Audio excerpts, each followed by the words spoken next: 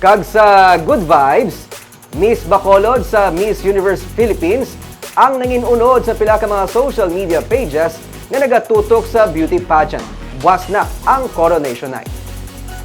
Samtang nagahilapit ang Coronation Night, nagapainit ang kompetisyon para sa Miss Universe Philippines 2024. Si Yvonne Catamco, nga among nagatiglawas ang Bacolod, ang unod sa pila ka mga social media pages nga nagatalakay sa mga nagapangibabaw sa mga preliminaries. Sa listahan sa Pageant Awards Philippines, kabahin si Miss Bacolod sa mga para sa ila nag-stand out sa interview.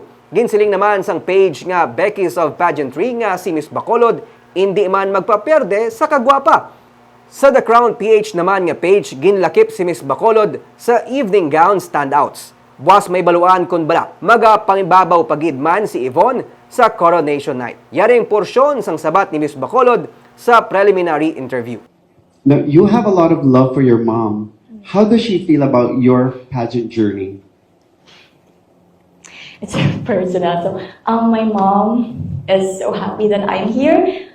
And to tell you honestly, I am raised by a house helper mom, at the same time a single mom.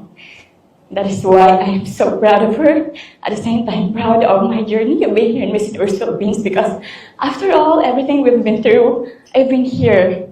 And I'm about to realize that dream, our dream, mine and my mom's dream. Thank you.